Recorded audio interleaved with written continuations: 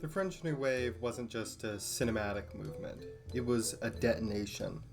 Emerging in the late 1950s and exploding throughout the 1960s, it tore down the conventions of classical filmmaking and rebuilt them with handheld cameras, jagged edits, ambiguous characters, and a deep belief that cinema could be personal, political, and poetic all at once. These are my 10 favorite films of the French New Wave. Comme ça. Non, Michel. Je suis fatigué. Je vais mourir. Tu es fou. Jean-Luc Godard's Breathless wasn't just a film. It was a bomb that blew apart the rules of classical filmmaking forever.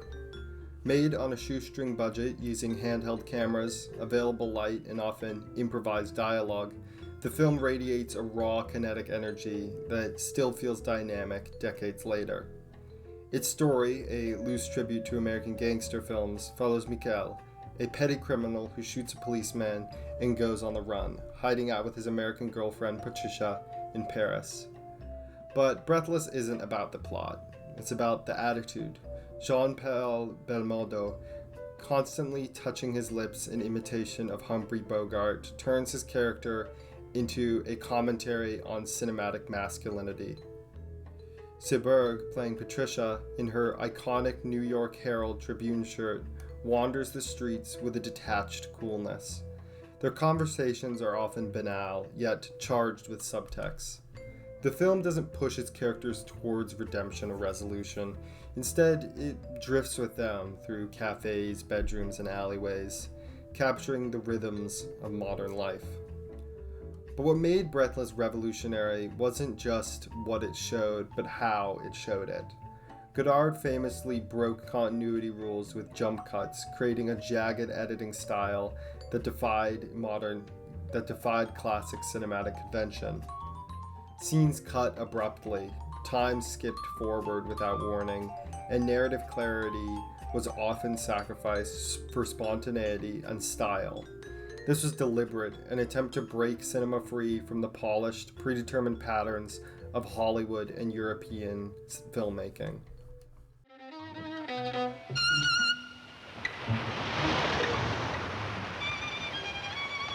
On est bien d'accord avec mon idée, hein? Tu casses un carreau de la véranda.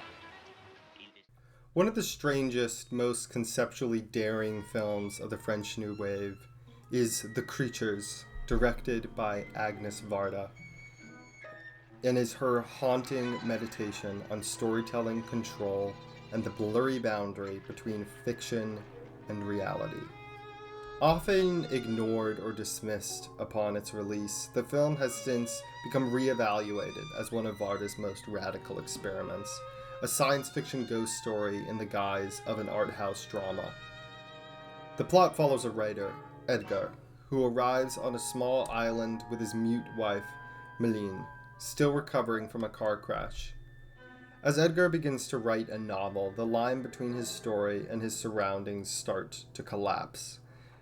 The villagers of the island become pawns in his narrative, transformed into characters in a surreal tale of mind control and manipulation, where a mysterious man with a remote control can alter people's behavior at will. Varda weaves together psychological realism with absurdist science fiction, shifting between muted documentary-style scenes of daily life and striking sequences drowned in monochrome red, signaling that we are inside the fictional world Edgar is conjuring. The final result is a film that constantly destabilizes the viewer, collapsing the difference between author and character, victim and manipulator, creation and creator. Unlike the more masculine bravado of Godard, Varda's approach is quiet and curious. The Creatures doesn't show off its experimental nature. It seeps in it. It's a film about silence, about the ethics of creation, and about the loneliness of trying to impose order on a chaotic world.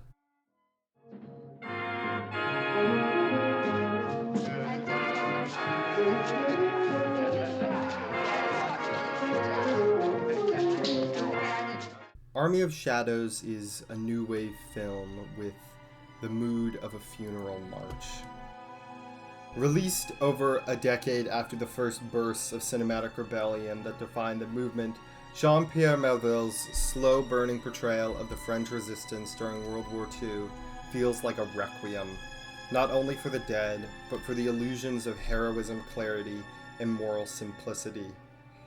With this film, Melville brought the cool minimalism of the New Wave into contact with the weight of history and made something that still echoes with quiet devastation. Melville, himself a veteran of the resistance, strips the mythos of wartime glory bare. His protagonists are not charismatic warriors or romantic martyrs. They are gray, exhausted, constantly on the run. They kill not with flair but with regret. They hide, lie, and eventually disappear. Shot in beautiful washed-out blues and grays, the film is oppressively quiet, measured, and deliberate. There are no grand speeches or glorious victories. The suspense comes not from gunfights, but from waiting, in line at checkpoints, in jail cells, in safe houses where time stretches unbearably. And when the violence finally comes, it's fast, brutal, and unheroic.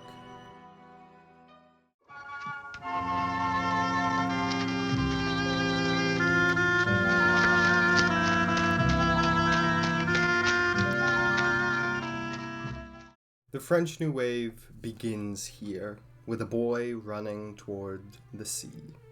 François Truffaut's The 400 Blows is not just a foundational text of the movement, but one of the most moving, personal, and enduring portraits of youth ever put on film. Based closely on Truffaut's own troubled childhood, it introduces both a new kind of filmmaking and a new kind of film protagonist, Antoine Duhamel, restless, neglected, and aching to be seen. Antoine, played with astonishing sensitivity by Jean-Pierre Ledieu, drifts through a Paris that is both beautiful and completely indifferent to him. At home, he's misunderstood. At school, he's punished. In the world, he's mostly alone. What might have become a sentimental coming-of-age story in other hands becomes, through Truffaut's clear-eyed direction, something more painful and more honest, a meditation on alienation and the fragile nature of adolescence. Shot on location in natural light with a handheld camera, The 400 Blows brings a documentary style to its scenes, capturing not just the actions, but the textures of Antoine's world, the chalk dust of the classroom, the cold geometry of his home, and the freedom of the city streets.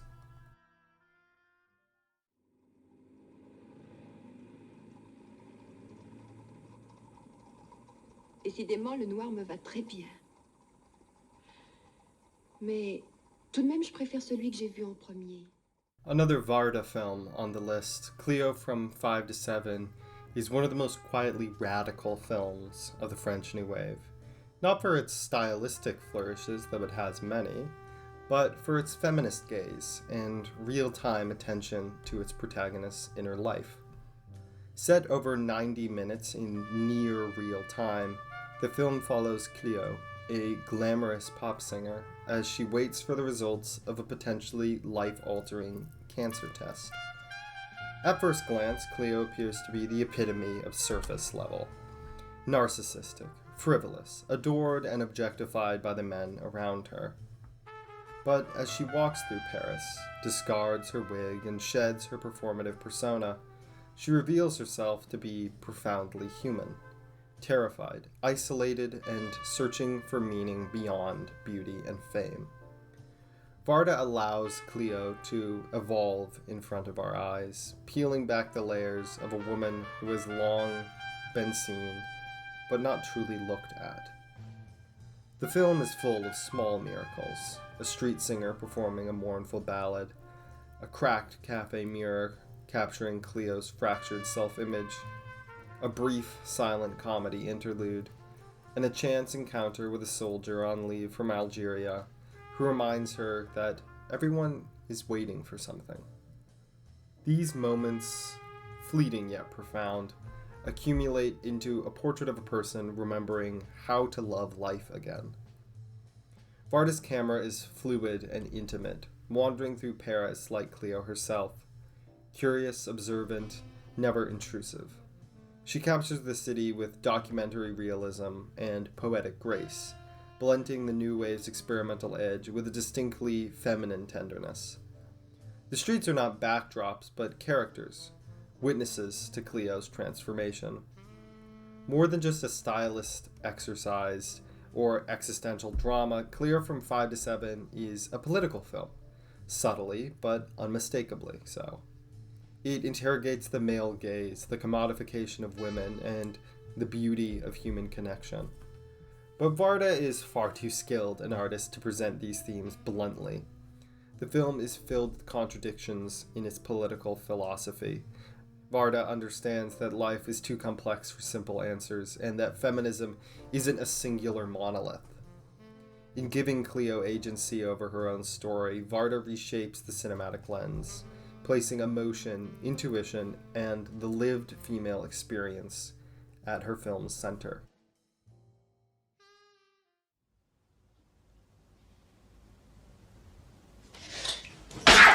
Mais qu'est-ce que tu fous? Qu'est-ce qui te prend, merde?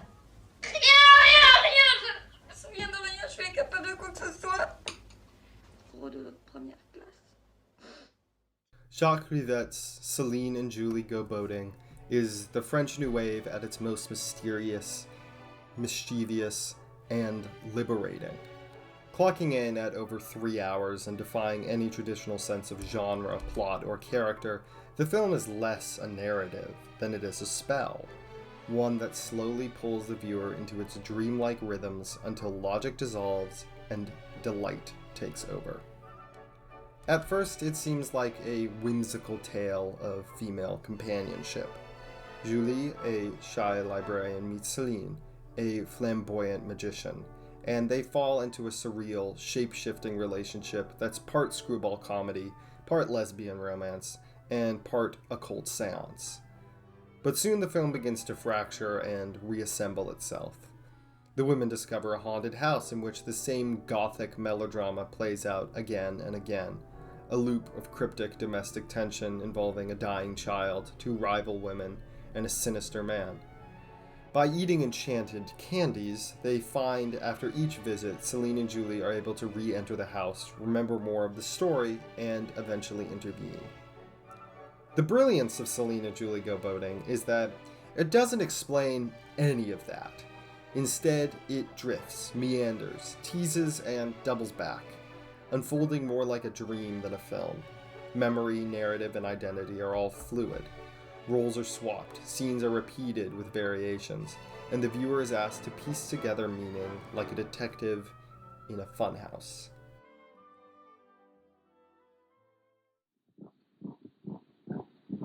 Le sujet ne meurt pas, ne délire pas. Il souffre. On continue. A film composed almost entirely of still photographs, Lajite is a paradox. A meditation on time that never moves, and memories that fold in on themselves. A science fiction film told in 28 minutes, a love story remembered as a ruin. With this audacious experiment, Chris Marker pushed the boundaries of cinematic language further than almost any of his new wave counterparts, into the realm of memory, myth, and metaphysics. The story is deceptively simple. After World War III, a group of survivors in a ruined Paris attempt to send a man through time in order to save the present.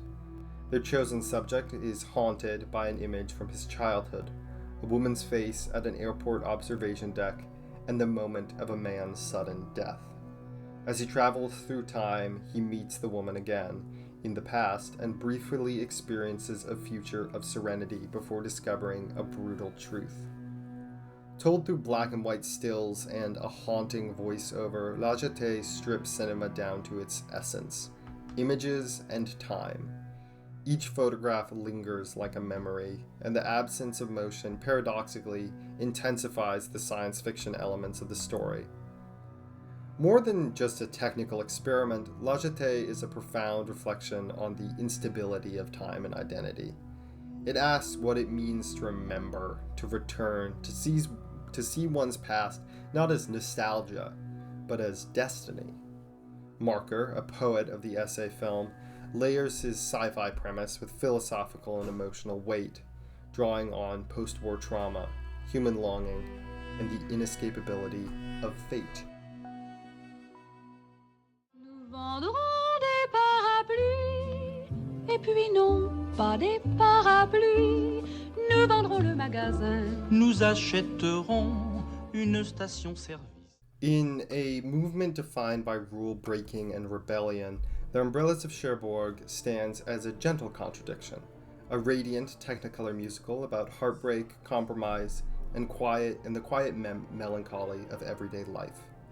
Directed by Jacques Demy and scored entirely by Michael Legrand, this film takes the frothy surface of the classic musical and infuses it with the emotional realism of the French New Wave, resulting in something utterly unique.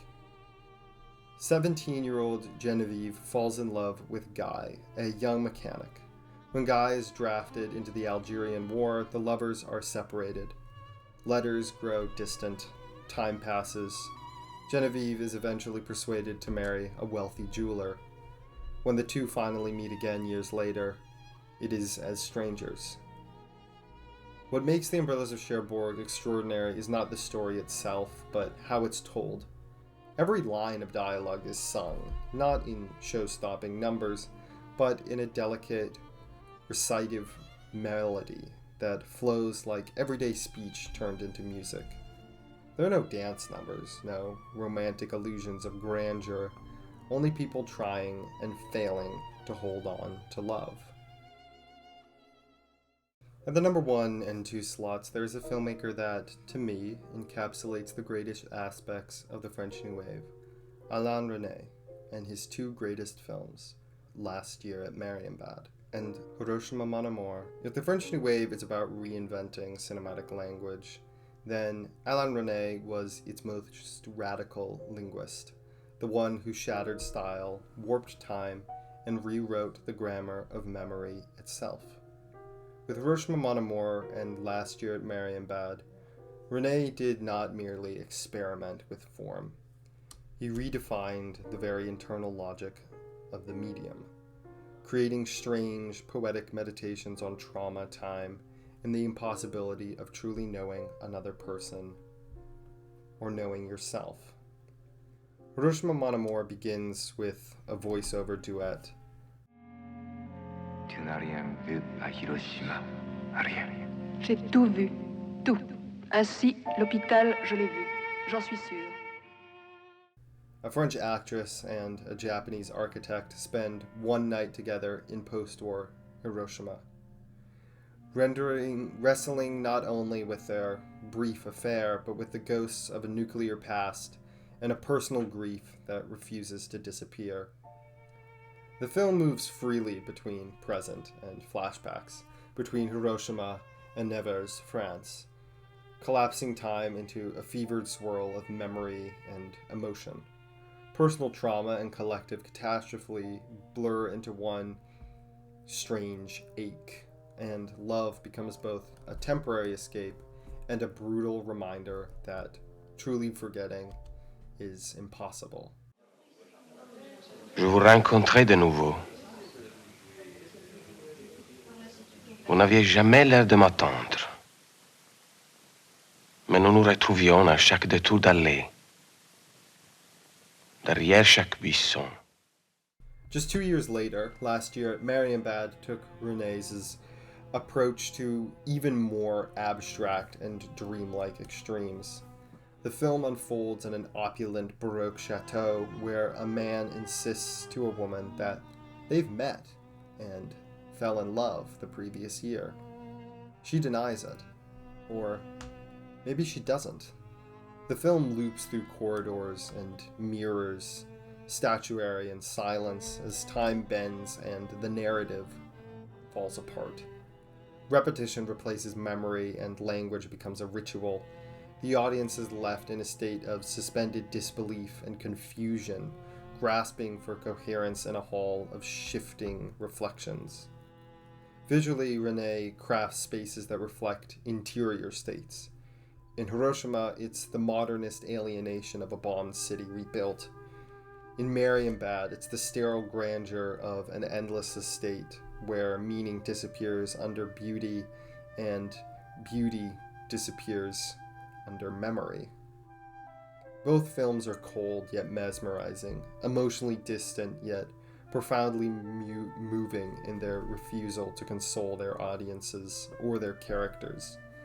Together, these two films form a philosophical pair. Hiroshima roots its grounded depiction of memory and trauma, while Marrybad floats in pure abstraction, a waking dream where past and present are indistinguishable from each other. Yet both are concerned with the same central anxieties. How do we hold on to memory? Can it ever be trusted? What is history, personal or political, but a story we tell again and again until it begins to fall apart?